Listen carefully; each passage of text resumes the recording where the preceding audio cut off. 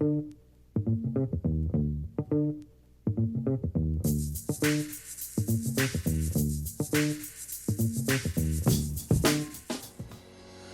to the 5th episode of Office Hours AMA, DeFiner's bi-weekly AMA show featuring our head of smart contracts, Jitendra Chittoda. On this episode, we discuss Jitendra's extensive experience in cryptocurrency, his instrumental role in the development of the AAVE protocol, and his work bringing DeFiner 2.0 to life. Thanks for watching, and don't forget to subscribe. Hello, Jitendra, welcome. Thank you for joining this Office Hours. We're really excited to have you. We usually start this off by sort of getting you familiar with us. If you could give us a little bit of background information about you and your experience and kind of your work in smart contracts, that would be great. Yeah, so first of all, thanks, Adam, for having me here. Mm-hmm. So in terms of the smart contract and the blockchain ecospace, it's a sort of a long journey. Mm-hmm. So I started back in 2010, looking at the Bitcoin. Really? It's like at that time, like it was, I just saw that in some sort of a news, whether this could be a new currency or the new value system or something like that. I didn't even remember it today. But at that time, like I looked into it and thought about it a lot. And then I did some sort of a study at that time for a day or so, and then I left it. Mm-hmm. And then again, this thing came up in 2013. Mm-hmm. I saw it and left it. But I really picked it up in 2015. So in terms of the background, like I had been coding since 1997, but professionally I have been coding, since 2006. Wow. So I was intrigued about this technology. I started learning about that, and that time I first saw the Bitcoin, Ethereum in detail. So that actually, because as my background is into programming, so that's how I started looking into this blockchain space. Mm-hmm. What was the first language you learned to code in? Oh, back in 1997, I think it was C. Okay. And then C++, then Visual Basic, then Java, and whatnot. A lot of languages, huh? Yeah. Can you tell me about your first job in the cryptocurrency space? What was it? What did you do? Oh yeah. So before even working on this space and specifically into the blockchain space, I was as I told you, like in 2015 I started looking into that, and in 2016 I started learning about the Solidity Ethereum ecospace, and then I started giving talks to multiple meetups. Just I wanted to share that knowledge, like how this new technology is going to change the world. And even at that time, I was working in a fintech domain company. So there, I also presented the Bitcoin and Ethereum, like smart contracts, like how this thing will gonna change the fintech ecospace as well. So that's how slowly I got connected with the like-minded people. Mm-hmm. And then somebody told me, okay, there is a project. They are looking for some sort of a security audit for their ICO smart contract. Back in the days, like in 2007, it was the ICO era. Yeah. So it was Ethlend. So they were, looking for some sort of a security audit for their ICO smart contract. Mm-hmm. And I said, okay, yeah, I'll do that. And then over the night, I prepared the security audit, document and shared it with the team. And then the next day, they actually offered me the technical advisor role for Ethlend. And when they completed their ICO, successful ICO back in November or December 2017, Mm-hmm. just after that, Stanny, the founder of the Ethlend and AAVE, he offered me the blockchain architect position for that. So I was, since then I have been into the blockchain ecosystem full time. Yeah, yeah. Could you tell us a little bit more about Ethlend and AAVE? Like you were sort of a important component to that whole ecosystem. Can you tell us a little bit about your experience there a little bit more? Yeah, so at that time when I joined Ethlend, they have did some POC for that. They already have some sort of thing. A very beta version of that is ready. And when I joined after that, we actually created the next version of that product, like what we have committed in the ICO. So that we, developed the P2P lending platform. It was the very first, one of the first P2P lending platform at that time. Mm-hmm. So it was like the one hand there is a borrower, and another hand there is a lender. So they both got connected on our platform, and they can share their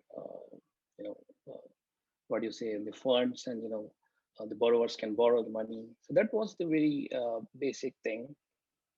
And then we worked on to the next version of it, where we think that okay, the Bitcoin has a lot of potential, and the most of the liquidity is locked there into the Bitcoin. So we started integrating that Bitcoin ecosystem as well to the smart contract. So Mm-hmm. till that time, Aave was not like Ethlend was not rebranded to Aave at that time. So till that time, I was working with them. Mm-hmm. So yeah. How difficult was it to, it seems like when you guys were creating it, something like that hadn't been created before. Was it a very difficult sort of technical feat to overcome while you were doing it? Absolutely, Mm-hmm. because the thing is like that was I would say a financial technology innovation that we did, Yeah, yeah. and to explain it to somebody else, if that person is not into the fintech domain, it's very difficult for him to explain. Yeah. And if you think about like the cryptocurrency and all those things, were not that like there is only new niche people were playing around with the cryptocurrencies at that time, and only with the Bitcoin, not even the Ethereum at Yeah. that time. Like Ethereum got up to the speed after this ICO era. So it was some sort of a very difficult at that time, but the idea was completely new. Mm-hmm. We knew that this is possible, and now we have many other lending platforms like the Compound, Aave, MakerDAO. So Yeah. that's anyway going to go up. Yeah, you guys were trailblazers for sure. You guys were creating some significant stuff that really sort of play a huge role in DeFi today. So thank you for creating that, I suppose. um, so you're now at DeFiner. You're the head of smart contracts. Can you tell us more about smart contracts? How they're essential to a protocol's design, designing decentralized apps and that kind of things. Can you get into sort of the importance of smart contracts and give us a little bit more insight into them for non-technical people, I suppose? Yeah. So I had been into this software development ecosystem since more than a decade, and the smart contracts are completely a new piece of technology which was not existed before. Like, for an example, if you take a piece of software, you can just deploy it, copy it anywhere. Yeah. Also, you can, change it, modify it, upgrade it. So it was all sort of things were there. But in terms of the smart contract, that's a new technology where the one of the most important property of the smart contract is immutability. Like once the contract is deployed, then it cannot be changed. Yeah. That's the beauty of it. And I feel like that is the best property of the smart contract that is making the smart contract something really different and Mm-hmm. new. And because of that, because of this immutability, we can create some laws. Like we say that okay, smart contract is a law once it is deployed. So that's how it is. Like it's very different from the traditional software applications. So in terms of the the other ecosystems and the dApps, it is for sure a required a piece of module where you need some sort of immutability. Right. So that is the power of a smart contract.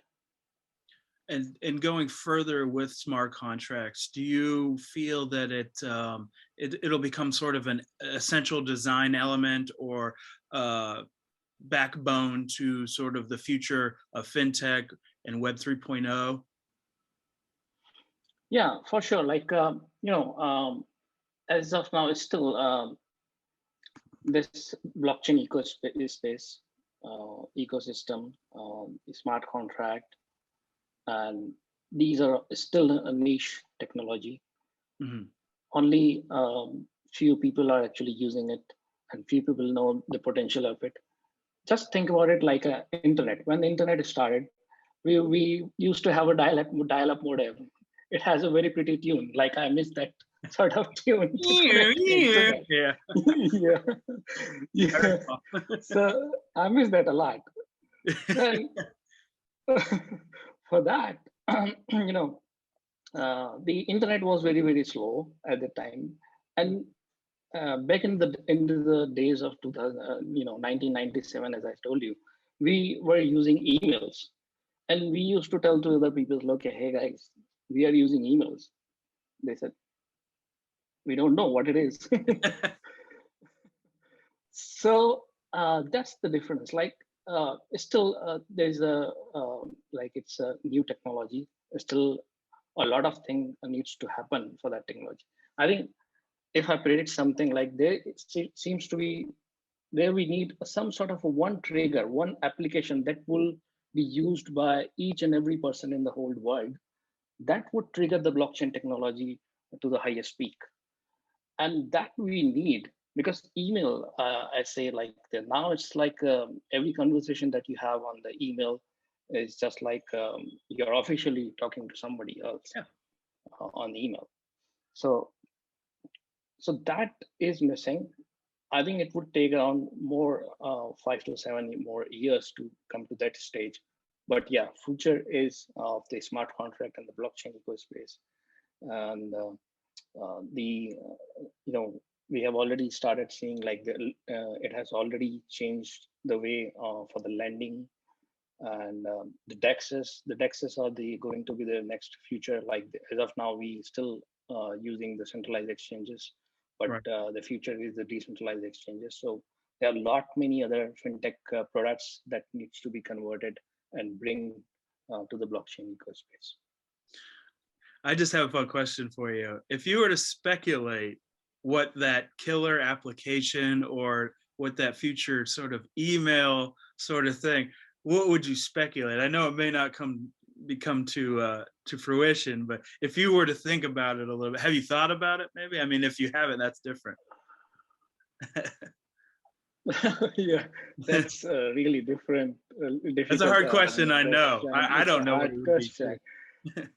But yeah, if I think about it, like because what is bringing people to this eco space is cryptocurrencies as of now. They just see the value, like okay, the value of the cryptocurrency is so volatile. They can earn so much money in a short span of time. Mhm. So that is bringing the new people.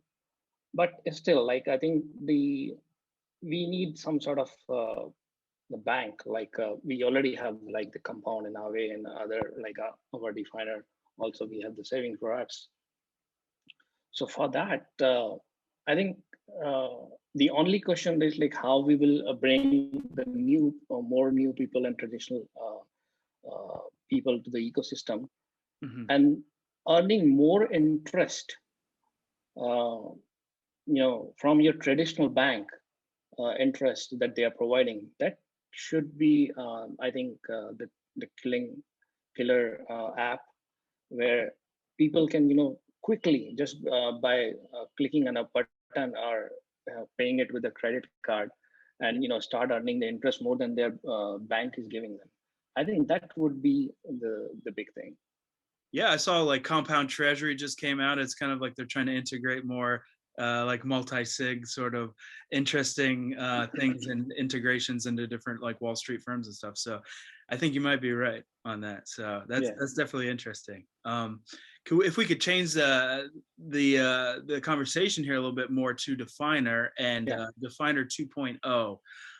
You certainly have become an integral part of that development. Can you tell us a little bit more about DeFiner 2.0 and maybe like your work on it, maybe a little bit more details on it so people can kind of maybe better understand it and how it'll benefit them? Yeah, so in DeFiner 2.0, what we are targeting, like we are trying to solve a problem, because if you look at the existing lending solutions, um, they have a limited set of tokens. Those are listed on their platform. So what we are going to do is, like, we are going to create some sort of a permissionless pools where anybody can create their pool. Our smart contract will spawn a new sort of pool for each of them, and they can deposit their tokens and create a pair or something like that. So where they can deposit their newly created minted tokens, and on top of it they can borrow some money from the lenders. So that's one piece of it. And the we also calling it like initial loan offering, that is ILO. And certainly this thing will go to the our DAO system in future, where the whole the protocol will be governed by our DAO token, the fin token. And apart from that, also we are going to target the privacy, like how we can make the transactions private, so that the information should not be made public. So that's in a nutshell what we are trying to achieve into the DeFiner 2.0. Yeah. Can you tell us more about what you feel are sort of the most important upgrades to our protocol? Yeah. So in 2.0, yeah, I think the best part of that would be to create the permissionless pool. They're using the smart contract factory, because for that it's like a contract can create a more child contracts for them. So it's a sort of a new thing. Yeah. Not many of the other projects are actually doing it. But yeah, certainly we are going to do that, and that too with the less amount of gas consumption that we are trying to achieve. Yeah. We had internally, we had a sort of a diagram that you were explaining to the rest of us. Could you kind of maybe help us sort of maybe explain how that might work, the design of things? Yeah, so we actually presented the smart contract factory that we are going to use it for our pool factory. So we'll call it pool factory contract. So using that pool factory contract, anybody who wants to create a new pool on the DeFiner 2.0, they can just create it with a one click.